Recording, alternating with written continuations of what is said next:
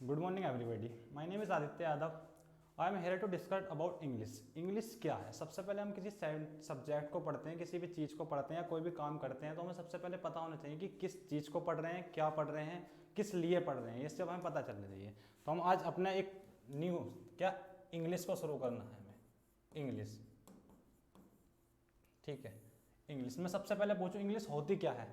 मैंने आपसे पूछा इंग्लिश है क्या, हमें पता होना चाहिए क्या चीज़ पढ़ रहे हैं। तो इंग्लिश एक लैंग्वेज होती है। क्या होती है? एक अपनी एक लैंग्वेज होती है इंग्लिश, ठीक है। अभी लैंग्वेज होती है कोई भी लैंग्वेज किससे बनती है? हमारे वर्ड्स से मिलकर बनती है। हम कहते हैं क्या, जैसे ए बी सी डी, क्या पढ़ा हमने बचपन में? A B C D. क्या पढ़ा हमने? ए बी सी डी पढ़ा हमने बचपन में। जब हमने बचपन में पढ़ा तो हमें कैसे पता चला ए बी सी डी क्या है? बोले इंग्लिश है, क्योंकि हमें बताया गया कि ये वर्ड्स जो होते हैं किसके होते हैं? इंग्लिश के हमारे ये वर्ड्स होते हैं। ऐसे हम हर चीज़ को पढ़ने से पहले उसके बारे में जानना हमें बहुत बहुत बहुत ज़्यादा जरूरी होता है। तो इंग्लिश को मैं बताता हूँ आपको कि आता किस किस चीज़ में, ठीक है। अब हमने शुरू करा अपना इंग्लिश किस किस एग्ज़ाम के लिए हमारा बहुत बहुत ज़्यादा इंपॉर्टेंट होता है। जैसे एसएससी के एग्ज़ाम होते हैं हर साल। एसएससी के कुछ एग्ज़ाम होते हैं जैसे CGL, CHSL, ठीक है, स्टेनो का हुआ, बैंक हुआ, ठीक है। और हमारे स्टेट लेवल के भी कुछ एग्जाम होते हैं। क्या होते हैं? स्टेट लेवल के भी कुछ एग्जाम होते हैं जिसमें इंग्लिश जो है हमारा एक ऐसा सब्जेक्ट है जो हमें मार्क बहुत ज़्यादा दे सकता है। अगर थोड़ी सी मेहनत हम इस चीज़ में कर लें तो इसमें हमें बहुत सारे मार्क मिल सकते हैं इंग्लिश में, ठीक है। अब मैं आपको बताता हूँ कि सबसे पहले पढ़ने का तरीका क्या है इंग्लिश को। कुछ बच्चे सोचते हैं, इससे बहुत डरते हैं, बोले इंग्लिश आएगी कैसे, क्या होना है, कैसे होना है। इस डर को ही निकालने के लिए मैं आपके सामने यहाँ खड़ा हूँ, ठीक है। तो आज हम शुरू करते हैं अपना इंग्लिश। इंग्लिश है क्या? सबसे पहले हम देखते हैं इसका इंट्रोडक्शन। क्या देखते हैं?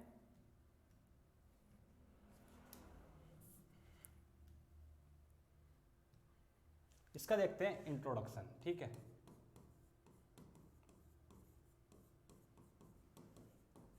इंट्रोडक्शन। अब मैंने अभी तुम्हें आपको बताया था इंग्लिश एक ऐसी लैंग्वेज होती है। इंग्लिश एक क्या होती है? हमारी लैंग्वेज होती है। इंग्लिश हमारी एक ऐसी लैंग्वेज होती है जो हमें, जैसे कि पेपर्स बताए मैंने तुम्हें, CGL, स्टेनो वगैरह, इसमें हमें इतना बेनिफिट देती है। अगर हम चाहें इसको अगर थोड़ा अच्छे से पढ़ लें तो हम इसमें से ना फुल मार्क इसमें अपने कंडक्ट कर सकते हैं। जैसे 50 मार्क्स था CGL में, प्री में अगर प्री देखोगे तुम CGL का तो उसमें 50 मार्क्स ही हमारी क्या आती है?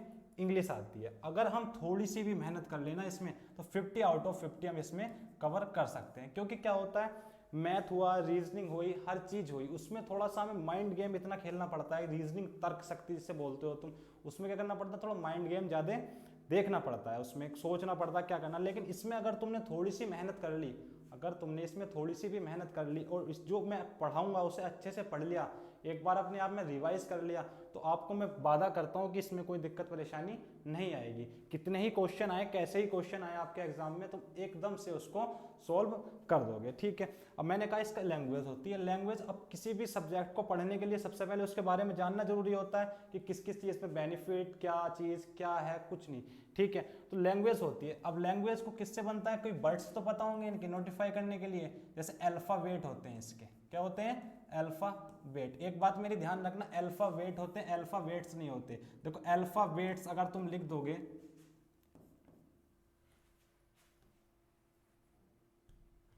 लिख दोगे अल्फाबेट्स अगर तुम लिख दोगे तो इसका मीनिंग चेंज हो जाता है। जैसे अल्फाबेट क्या हो गए हमारे? A B C to Z हो गए। लेकिन अल्फाबेट्स अगर लिख दोगे तो इसका मतलब हो जाता है लैंग्वेज।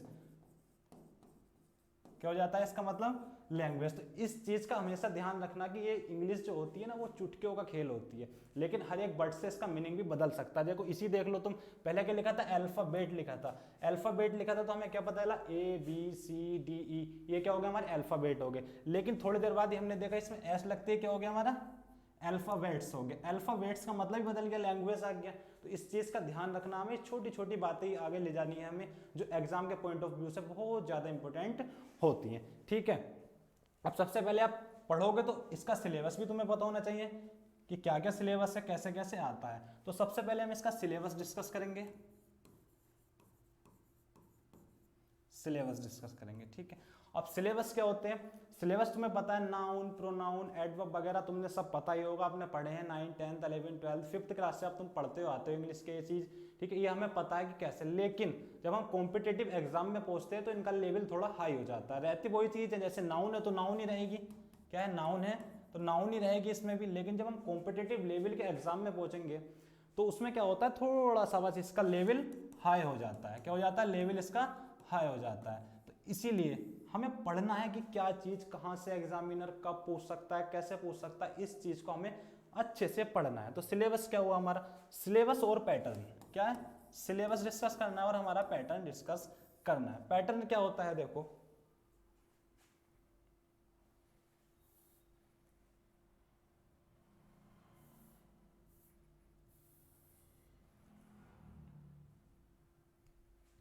देखो इसका पैटर्न क्या होता है, देखो पैटर्न का मतलब होता है नंबर ऑफ क्वेश्चंस। क्या होता है, नंबर ऑफ क्वेश्चन, कि कौन से एग्जाम में कितने क्वेश्चन के नंबर हमें आने हैं, ठीक है। मार्क्स ऑफ क्वेश्चंस, कि कितने मार्क का एक क्वेश्चन आना है, ठीक है, मार्क ऑफ क्वेश्चंस हो गया, ठीक है। और सेक्शन ऑफ सब्जेक्ट, सबसे पहले किसी भी एग्जाम को देने जाओगे तो उसका सर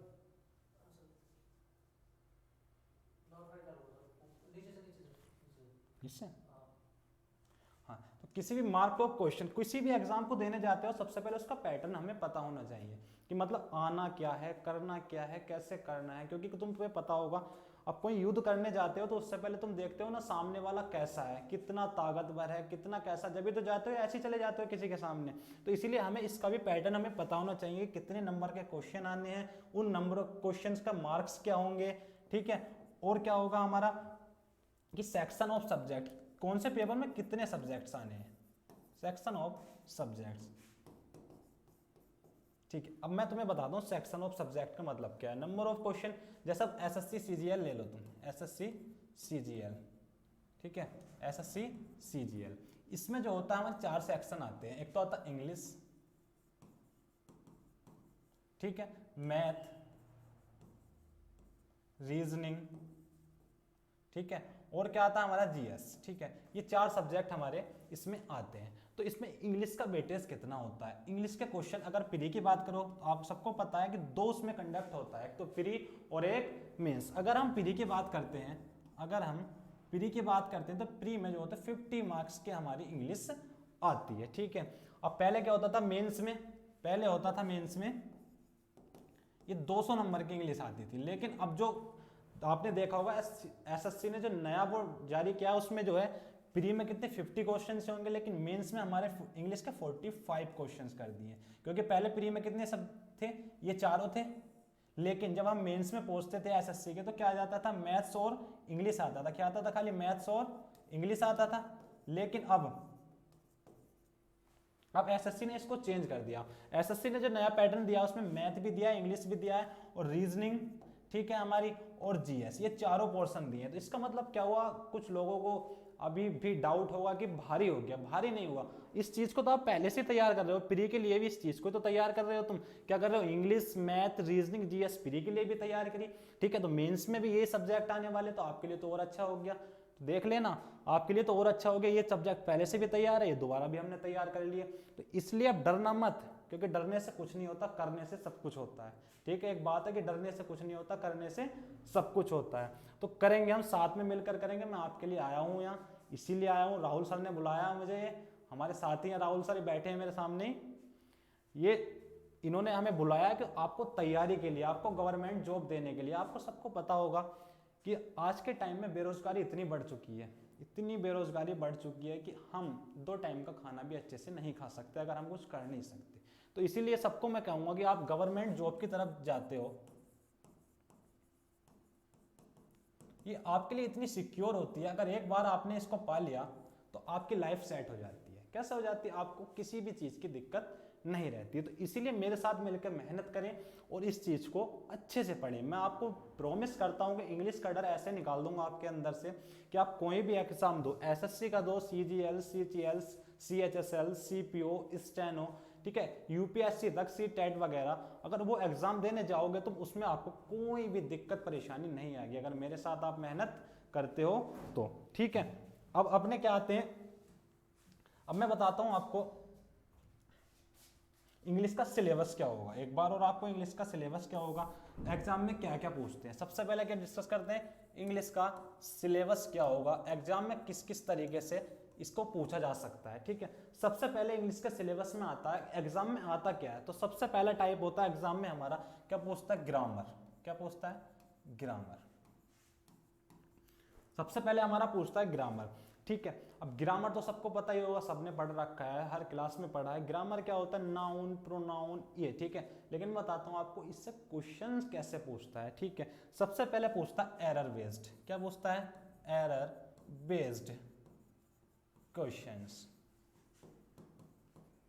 एरर बेस्ड क्वेश्चंस। जैसे मैंने एक सेंटेंस लिखा,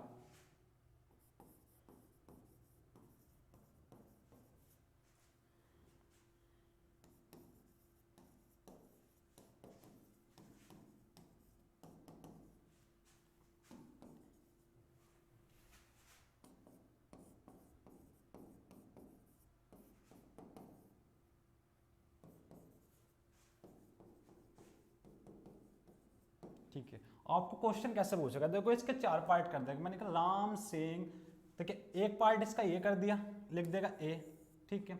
दूसरा पार्ट कर दिया इनने ए बेस्ट इन द पार्टी, तीसरा पार्ट कर दिया इन द इवनिंग, ठीक है। एक पार्ट देगा तुम्हें नो एरर का, ठीक है। अब इसमें से तुम्हें चार ऑप्शन दे देगा कि आपका पहले में गलती है, या बी पार्ट में गलती है, या हमारे सी पार्ट में गलती है, ठीक है, या डी नो एरर है। तो आपको इस चीज को पहचानना मैं सिखाऊंगा कि इसमें क्या गलती है, कैसे गलती है। तो इसे ही बोलते हैं हम एरर बेस्ड क्वेश्चन, ठीक है। पहले टाइप का पूछेगा एरर बेस्ड क्वेश्चन। अब सेकंड क्या पूछता है, इसमें पूछ लेता हमसे फिलअप्स करने के लिए। क्या पूछ लेता, फिलअप्स करने के लिए। सेकंड टाइप आता है, फर्स्ट था हमारा ग्रामर, सेकंड क्या जाता है हमारा फिलअप्स।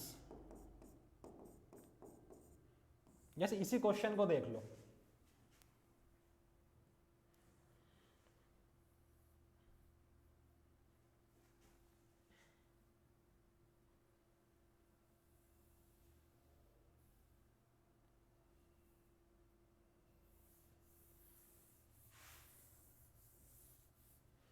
सेकंड पार्ट क्या आता है अपना, सेकंड पार्ट आता है अपना फिलअप्स। क्या आता है अपना फिलअप्स। देखो फिलअप्स कैसे होता है, बात बताता हूं। जैसे मैंने कभी सेंटेंस लिखा था आपके सामने कि राम, ठीक है। अब मैंने एक डैश दे दिया, Ram the best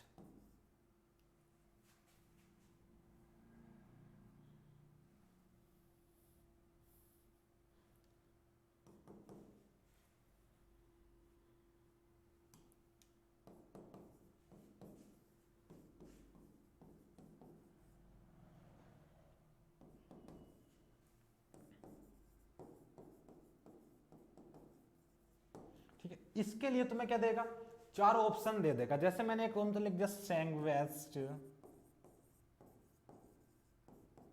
Seng best song, ठीक है। और क्या दे दिया मैंने, सिंग बेटर, सिंग बेटर, ठीक है। एक ऑप्शन क्या दे दिया, सिंग द बेस्ट। चार ऑप्शन आपके सामने मैंने दे दिए, ठीक है। चार ऑप्शन आपके सामने दे दिए। क्वेश्चन क्या था, Ram fill-ups in the party in the evening. Question हमारे सामने ये था, उसके चार ऑप्शन अपने को दे दिए। ए ऑप्शन ये रहा, बी ऑप्शन ये रहा, सी ऑप्शन ये रहा, और डी ऑप्शन अपना ये रहा। अब इसमें से हमको देखना है कौन सा ज्यादा सिचुएबल होगा जो इस फिलअप्स में आ जाए। तो ऐसा क्वेश्चन भी हमारा एग्जाम हमसे पूछता है ग्रामर से, ठीक है। अब तीसरा सेक्शन कैसे पूछेगा,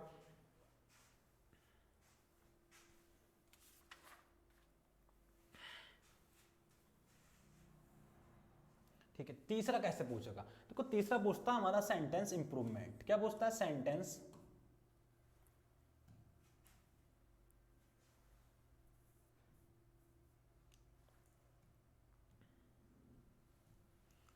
मैं क्या पूछता, सेंटेंस इंप्रूवमेंट, सेंटेंस इंप्रूवमेंट। अभी इसी सेंटेंस को तुमने अभी लिखा था राम सेइंग द बेस्ट, अब उसमें कोई गलती दे दी, जैसे मैंने यही सेंटेंस अभी दोबारा आपके सामने लिखा, Ram saying the best song in the party in the evening. ठीक है, तो एक काम करेगा ये, क्या करेगा, कोई भी तुम्हें वर्ड जैसे Ram saying the best song, इसको अंडरलाइन करके तुम्हें इसने दे दिया। अब इसकी जगह पूछेगा तुम पे कोई, जैसे लिख दिया सेइंग द बेस्ट, आएगा इसकी जगह सेइंग द बेटर आएगा इसकी जगह। ठीक है, सेइंग बेल आएगा इसकी जगह, या नो इंप्रूवमेंट होगा। चार ऑप्शन आपको इसके भी दे देगा। क्या दे देगा, इसके चार ऑप्शन तुम्हें दे देगा कि इसकी जगह हमारा आना क्या है। ठीक है, तो आपको देखना है इसकी जगह कुछ आ सकता है तो लेना है, लेकिन नहीं आ सकता तो लास्ट ऑप्शन अपना क्या रहता है, नो इंप्रूवमेंट का। ठीक है, नो इंप्रूवमेंट का कुछ भी आ सकता है, ये भी आ सकता है, ये भी आ सकता है, ये भी आ सकता है। अच्छा, इन तीनों में से कुछ नहीं आ सकता, जब कुछ नहीं आ सकता तो हम किसका ऑप्शन लगाते हैं, नो इंप्रूवमेंट का। तो ध्यान रखना इस चीज का। तो हमारे ग्रामर से कितने तरीके से क्वेश्चन पूछता है, तो हमारे ग्रामर से तीन तरीके से पूछता है। पहला तरीका कौन सा था अपना, एरर बेस्ड। ठीक है, हमारा दूसरा तरीका क्या हुआ, हमारा दूसरा तरीका था फिलअप्स। ठीक है, और तीसरा तरीका क्या हुआ, सेंटेंस इंप्रूवमेंट। तो हम ये सेक्शन हमें पढ़ने होते हैं। एरर बेस्ड क्वेश्चन भी आ सकते हैं अपने, फिलअप्स भी आ सकते हैं और सेंटेंस इंप्रूवमेंट भी आ सकते हैं। तो इसीलिए हमें क्या, इसके लिए क्या जानना जरूरी है, हमें इन तीनों टाइप को करने के लिए हमें ग्रामर की समझ होना बहुत जरूरी है।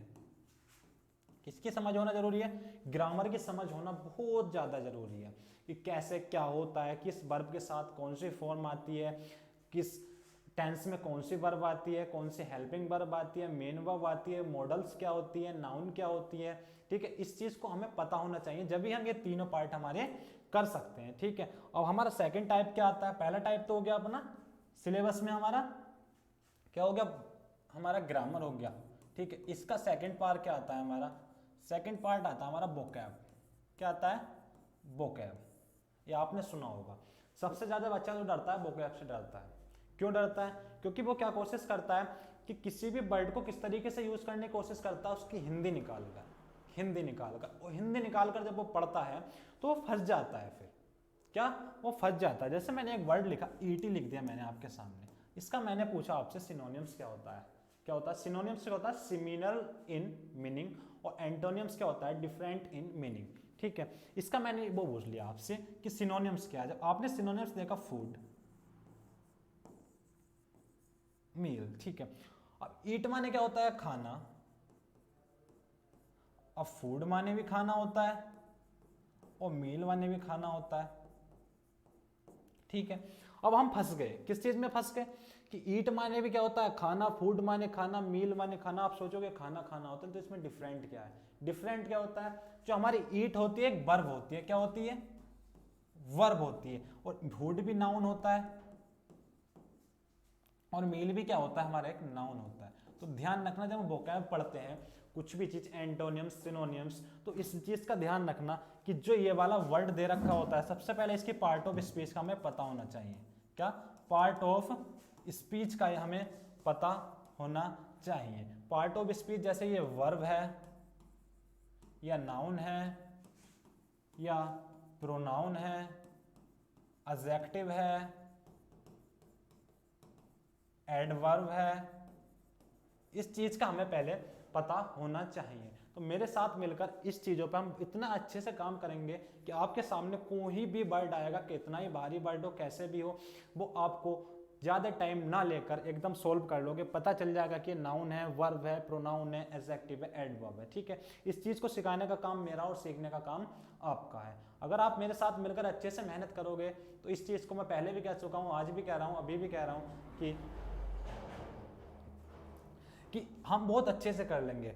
ठीक है, अब मैं आपको बता देता हूँ कि वोकैबुलरी का सिलेबस क्या क्या होता है बस। ठीक है, ग्रामर का सिलेबस मैंने आपको बता दिया।